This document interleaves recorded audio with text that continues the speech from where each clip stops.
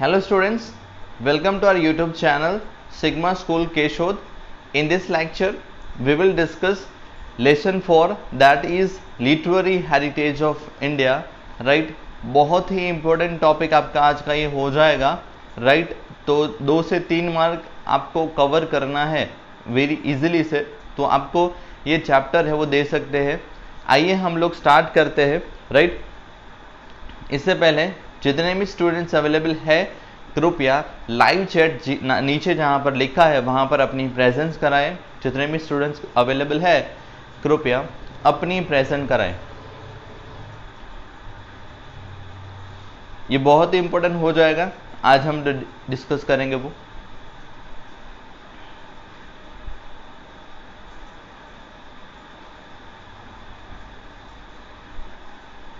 आइए तो हम स्टार्ट करते हैं. Man took help of expressions, symbols, drawings and sounds to communicate his thoughts, ideas and feelings and emotions to other. तो मैं हूँ, आपसे मुझे बात करना है, आपको समझाना है, तो मैं कैसे कम्युनिकेट कर रहा हूँ, मैं बोलकर आपको बता रहा हूँ. राइट? कोई अगर एनिमल होगा तो मैं उसे कोई सिंबल से, कोई एक्सप्रेशन करके मैं आपको बताऊंगा. एनिमल होगा तो उसको बताऊंगा. राइट? तो कहीं ना कहीं पे हमारे जो आइडियाज़ है, हमारे जो थॉट्स है, हमको किसी को बताना है तो हम बाय कम्युनिकेट बात करके बताएंगे, हम एक्सप्रेशंस करके बताएंगे, हम लोग कोई सिंबल देकर बताएंगे. राइट? कोई ड्राइंग करके हम लोग बताएंगे. तो ऐसा तरीका है. This led to invention of dialect and script. तो मुझे बोलकर बताना है तो मेरे पास कोई लैंग्वेज तो होगा ना जो आप समझ सको. समझ रहे हो? मेरे पास कोई लैंग्वेज तो होना चाहिए ना जिसको आप समझ सको और मैं भी बोल सकूं. तो कहीं ना कहीं पे कम्युनिकेशन के लिए डायलेक्ट का फाउंडेशन हुआ एंड धीरे धीरे स्क्रिप्ट, राइट, लिपि का इन्वेंशन हुआ. This script contributed to the development of language. यही स्क्रिप्ट बाद में जाकर लैंग्वेज का फॉर्मेशन बना. Right? Over a period of time language was being used for expression of thoughts. सदियों से लैंग्वेज है वो एक्सप्रेशन का माध्यम बना रहा है. The constructive use of language lead to the creation of literature. तो जो भाषा है, जो लैंग्वेज है, उनका ही उपयोग करके आज की डेट में आपको पता है कि कई सारे लिटरेचर है, साहित्य है बने हैं. भाषा का आप विविधता से जब उपयोग करते हो तब उसी में से कोई साहित्य यानी कि लिटरेचर है वो बनता है. Right students? From ancient time Indian culture, Indian literature is known for its diversity and uniqueness. हमारा जो लिटरेचर है, हमारा भारतीय साहित्य है, वो अपनी विविधताओं से और उसकी यूनिकनेस से जाना जाता है. राइट? तो ये भी आपको याद रखना है.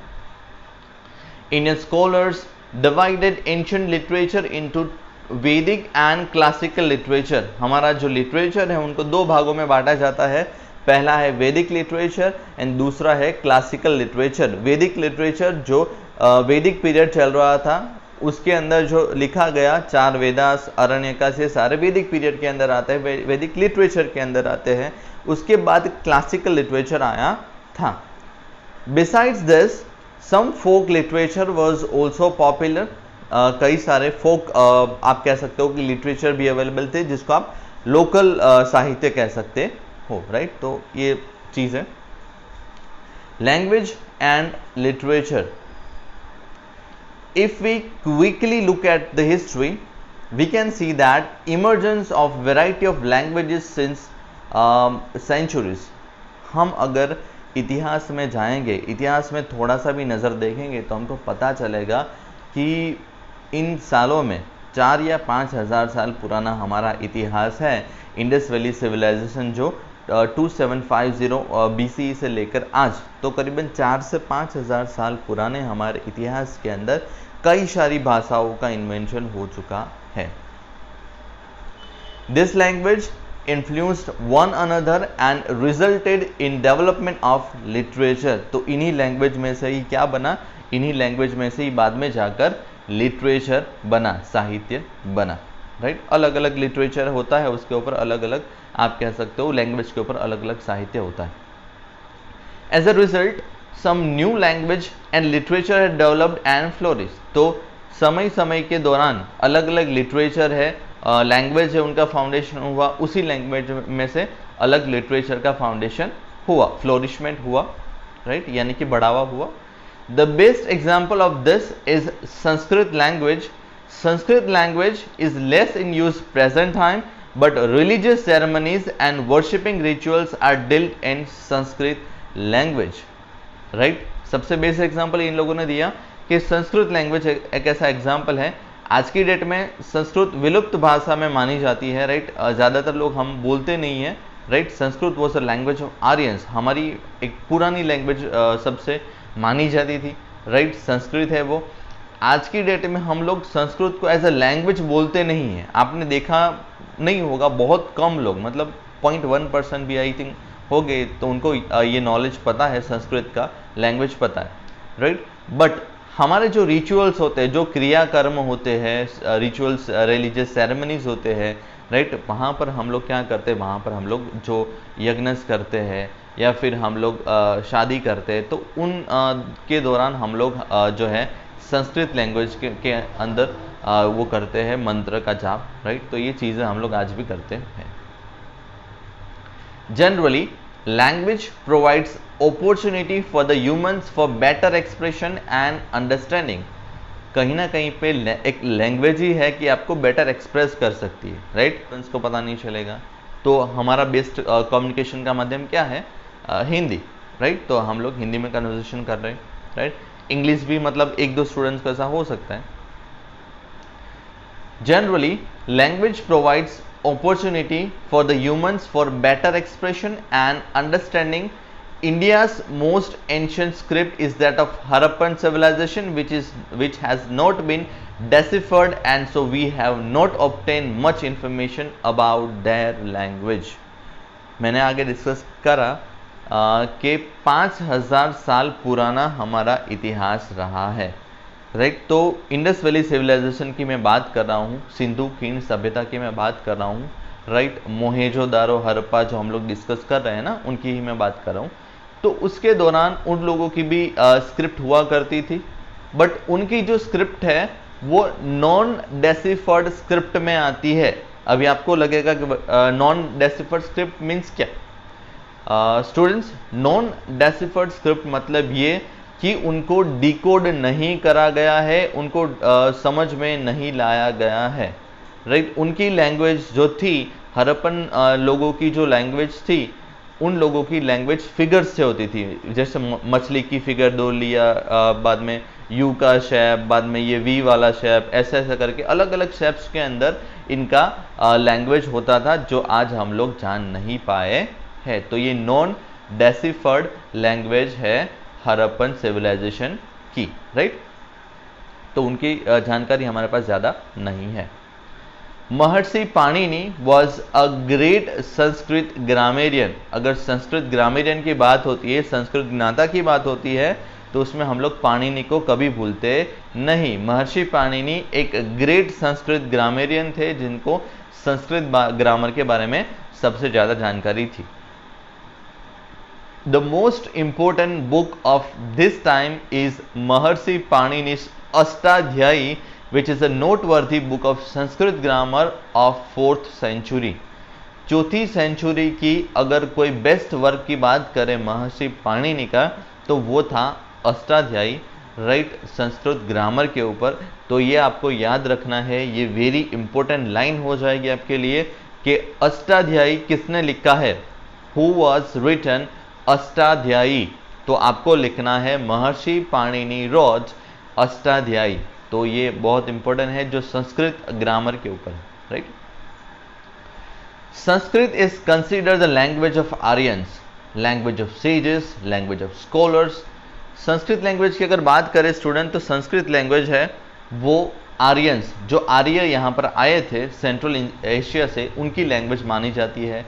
जो साधु संत है उनकी लैंग्वेज मानी जाती है, जो स्कॉलर्स है, विद्वान लोग हैं, उनकी लैंग्वेज संस्कृत मानी जाती है, right. It has been accepted by all the at the international level that the Sanskrit is the best example or language of for the computer use. Right. तो हम सबको पता है कि जो संस्कृत लैंग्वेज है वो कंप्यूटर में भी यूज होती है। जो कोडिंग होती है ना, आपको ऐसे दिखेगा नहीं, राइट, कि आप कोई मतलब सी प्रोग्रामिंग यूज कर रहे हो या पेंट यूज कर रहे हो, आप एक्सेल यूज कर, तो वहां पर आपको दिखेगा नहीं, बट उसका जो बैकएंड है, उसका जो कोडिंग होता है ना, तो उस कोडिंग के अंदर ज्यादा से ज्यादा संस्कृत लैंग्वेज का यूज होता है। तो एक टेक्नोलॉजिकल लैंग्वेज आप कह सकते हो संस्कृत को, राइट।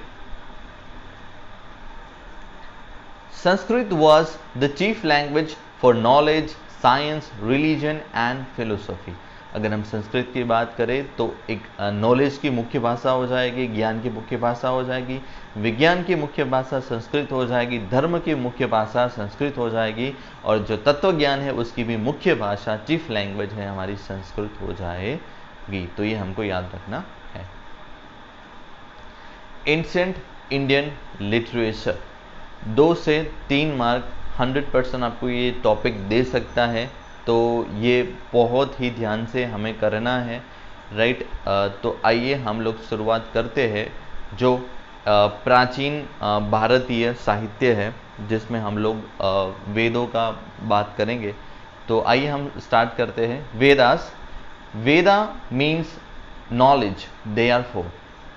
वेद मीन्स नॉलेज, ज्ञान। 4 अलग अलग प्रकार के वेद हैं, जिसमें ऋग्वेद, सामवेद, यजुर्वेद एंड अथर्ववेद। मैं फिर से बोल रहा हूँ, ऋग्वेद, सामवेद, यजुर्वेद एंड अथर्ववेद। आइए डिस्कस करते हैं। Rigveda, the most ancient book of Indian literature is the Rigveda, right. भारतीय साहित्य की बात करें तो इसमें से सबसे पुरानी कोई जो बुक है, कोई लिटरेचर है, तो वह है ऋग्वेदा। ऋग्वेदा से पुराना कोई भी लिटरेचर भारत में अवेलेबल नहीं है। तो ये लाइन मोस्ट इम्पोर्टेंट लाइन हो जाएगी, राइट। सबसे पुराना एंशिएंट लिटरेचर कौन सा है, तो आपको लिखना है Rigveda is the most ancient Indian literature, right.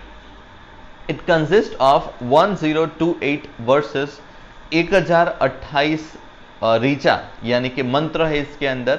ये भी याद रखना, ऋग्वेदा के अंदर कितने मंत्र हैं? 1028।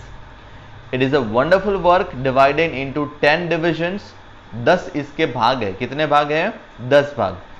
फिर से मैं बता दे रहा हूं, सबसे एंशिएंट बुक माना जाता है, राइट, इंडियन लिटरेचर में। इससे पुराना कोई लिटरेचर नहीं है। बाद में बात करते 1028 टोटल इसके अंदर ऋचा है यानी कि मंत्र है, राइट। तो ये आपको याद रखने हैं। बाद में इसका जो डिवीजन है वो 10 भाग में किया गया है। कितने भाग में करा गया है? 10 भाग में करा गया है। ऋग्वेद का डिवीजन 10 भाग में करा गया है। ये 3 लाइन आपका हो जाएगा, राइट। ऋग्वेदा की बात करें तो इसके डेप्थ में हम लोग जाने की कोशिश करते हैं, राइट। इसका जो तीसरा मंडल है, ऋग्वेद का जो तीसरा मंडल है, उसके अंदर गायत्री मंत्र की जानकारी दी गई है। तो ये चौथा लाइन आपका हो जाएगा, इसके अंदर नहीं है, बट ये एक्स्ट्रा इंफॉर्मेशन ये आप लिख सकते हो, कभी भी गलत पड़ेगा नहीं, राइट।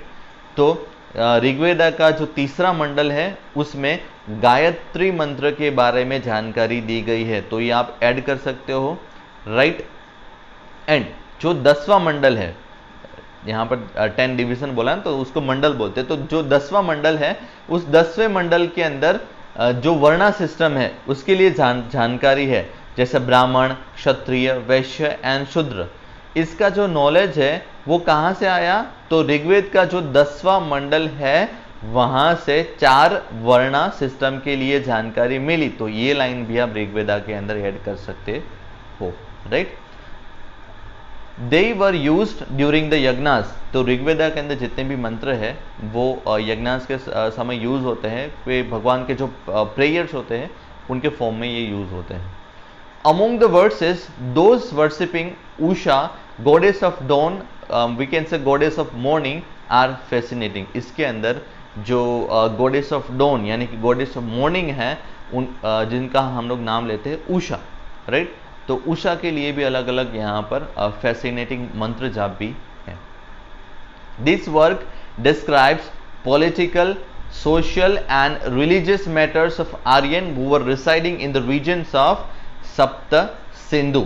तो कहीं ना कहीं पे अगर हम बात करें तो ऋग्वेद के अंदर क्या जानकारी है, तो ऋग्वेद के अंदर आर्यंस की political, social and religious life के बारे में जानकारी है। आर्यंस मतलब जो मध्य एशिया से भारत में रहने के लिए आए थे एंड सबसे पहले सप्त सिंधु में रुके थे, उन आर्यंस के बारे में जानकारी है। उनका राजनीतिक व्यवहार कैसा था, उनका सामाजिक व्यवहार कैसा था, उनका धार्मिक व्यवहार कैसा था, उनके बारे में जानकारी ऋग्वेदा के अंदर है। तो आपको ये पता चल जाएगा, राइट। तो सप्त सिंधु के अंदर वो लोग पहले रुके थे। तो सप्त सिंधु मतलब क्या, आपने अभी सुना होगा पंजाब, सुना है ना, हमारा एक वन ऑफ द स्टेट है इंडिया का। तो पंजाब, पंच वत्ता आब, 5 नदियों का समूह, दैट इज पंजाब। वैसे ही हरियाणा से आप ऊपर चले जाओ तो एंशिएंट टाइम से लेकर 7 अलग अलग जो नदियाँ थी वो हिमालय से निकलती थी, राइट, नॉर्थन एरियाज में निकलती थी, राइट। उन 7 नदियों की मैं बात करूँ तो पहला तो सिंधु, इंडस, सिंधु, सतलज, सरस्वती, समझना, सिंधु, सतलज, सरस्वती, झेलम, चेनाब, रावी एंड बियास, हो गई 7। Sindhu, Sutlej, Saraswati, Jhelum, Chenab and Ravi, right, and Beas. तो ये 7 नदियां हो जाएगी। ये 7 नदियों का जो समूह है उसको सप्त सिंधु बोला जाता है। तो ये 7 नदी की जगहें थी, वहां पर ये लोग आर्यंस या आर्य प्रजा थी, वो सबसे पहले रहते थे। समय काल में वो लोग नीचे नीचे आते गए, राइट। ये हमने डिस्कस कर लिया। अब है सामवेदा। 1 या 2 मार्क में आई थिंक आपको ये पूछा जा सकता है ऋग्वेदा, तो आप ये लिख सकते हो क्योंकि ये ज़्यादा इंपॉर्टेंट है। Samaveda, 3 other Vedas were also composed after Rigveda. Rigveda के बाद 3 अदर जो थे वो लिखे गए थे वेद, सामवेद, यजुर्वेद एंड अथर्ववेद, यहाँ पर लिखा ही है। Out of them Samaveda was composed to focus on the process of recitation of verses। तो सामवेद क्या है? सामवेद कुछ नहीं है, ऋग्वेद के अंदर जो वर्सेस लिखे हैं, जो मंत्र लिखे हैं, उनको गाने योग्य बनाने की जो प्रोसेस है वो सामवेदा के अंदर है। मतलब कि जो ऋग्वेद के अंदर जो मंत्र लिखे हैं उनको कैसे गाया जाए, उनकी जो प्रोसेस है, राइट, वो सामवेदा दर्शाता है। Out of them, Samveda was composed to focus on the process of recitation। Recitation मतलब गाना, recitation of verses। Verses मतलब जो poems, जो मंत्र है, उनकी बात कर रहे हैं।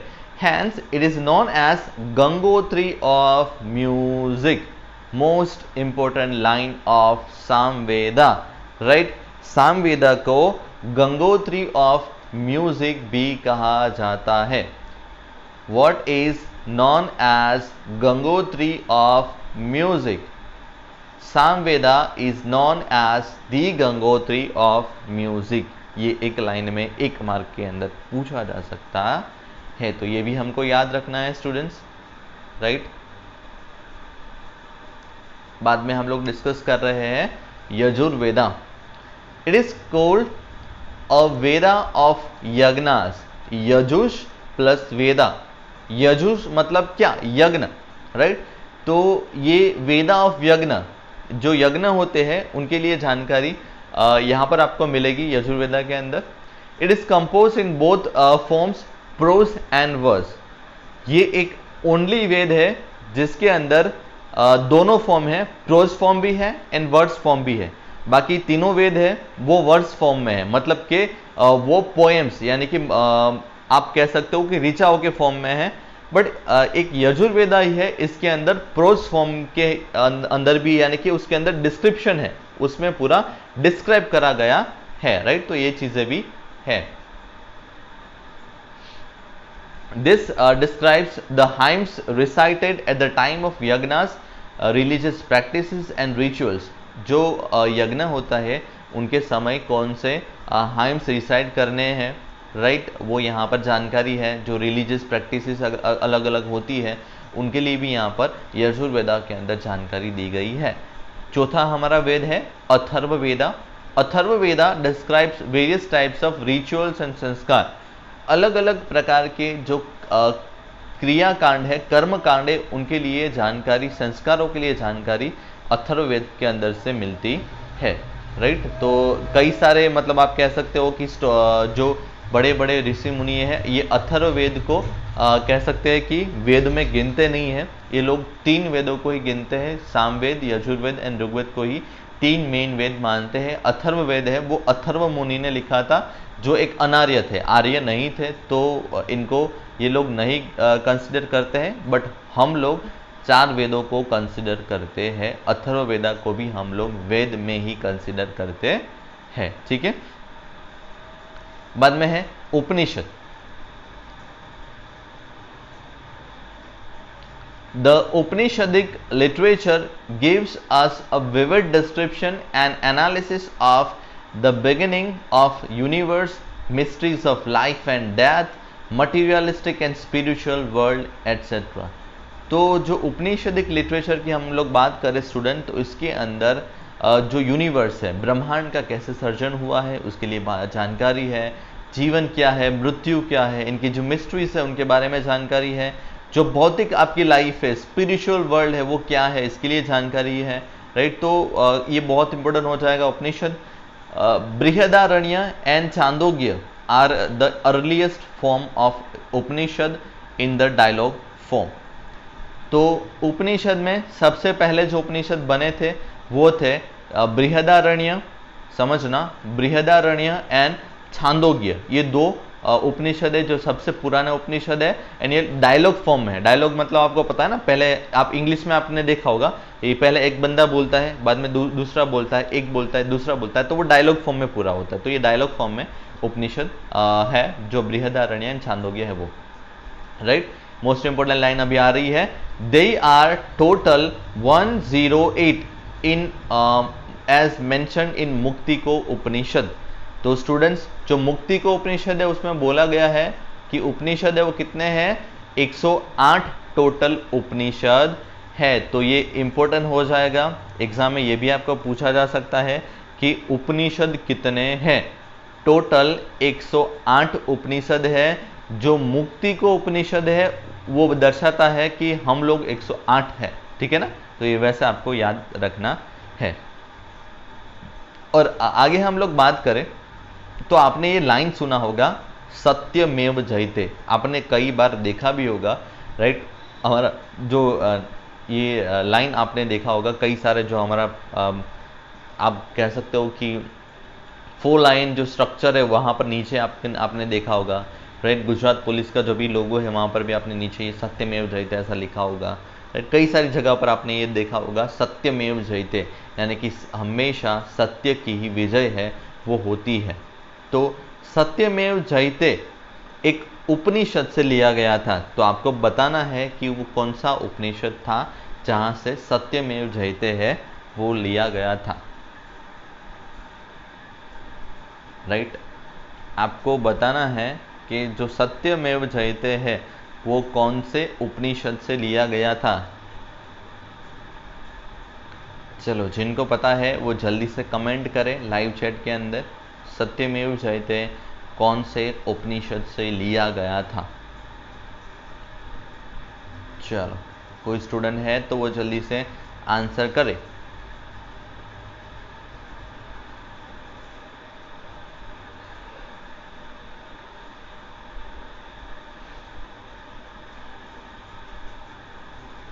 हाँ, राइट, Brahmanical literature.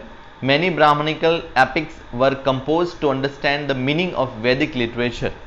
तो कई सारे ब्राह्मण ग्रंथ भी लिखे गए जिसको हम लोग ब्राह्मणिकल लिटरेचर बोलते हैं। राइट, उनका कार्य यही था कि जो वैदिक लिटरेचर था, जो वेदों के लिए जानकारी थी, उनको कैसे समझा जा सके, उनका जो मीनिंग है वो क्या होता है।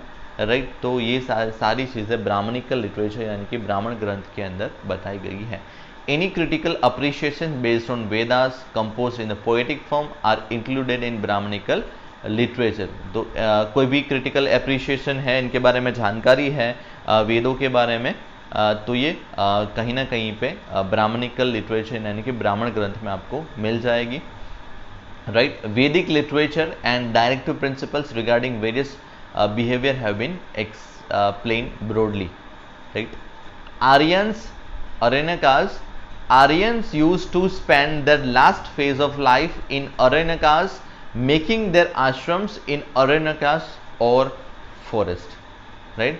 जो आर्यंस थे वो अपनी लाइफ का जो आखिरी दौर थे वो दौर वो लोग जंगलों में जाकर रहते थे, जिनको हम लोग अरण्यकास कहते हैं, राइट, अरण्य कहते हैं। They composed literature based on philosophy which was a result of their deep thinking. उनका जो डीप थिंकिंग था, राइट, बेस्ड ऑन फिलोसॉफी, उनके जो तत्व ज्ञान के ऊपर उनका जो डीप थिंकिंग था, उसके आधार पर उन लोगों ने जो लिटरेचर लिखा उनको अरण्यकास कहा जाता है। जंगल में लिखने वाला जो लिटरेचर था उनको अरण्यकास कहा जाता है। जंगल का समानार्थी अरण्य होता है, right. The Vedan's literature dealt with religious practices and rituals, grammar, astrology, astronomy. Vedang की अगर हम बात करें स्टूडेंट्स, तो वेदांग लिटरेचर है वो रिलीजियस प्रैक्टिसेस, जो रिचुअल्स है, धर्म के बारे में जानकारी देता है, ग्रामर के लिए भी जानकारी ये देता है, एस्ट्रोलॉजी एंड एस्ट्रोनॉमी, यानी कि एस्ट्रोलॉजी की बात करें तो जो ज्योतिष शास्त्र है उनके लिए भी जानकारी आपको वेदांग में से मिल जाएगी, एंड एस्ट्रोनॉमी यानी कि जो ब्रह्मांड क्या है, ग्रह क्या है, राइट, इनके लिए भी जानकारी आपको यानी कि एस्ट्रोनॉमी, खगोल विज्ञान की जानकारी आपको वेदांश में से मिल जाएगी। आगे हम लोग अगले लेक्चर में देख लेंगे क्योंकि बहुत ज़्यादा हो जाएगा अदरवाइज।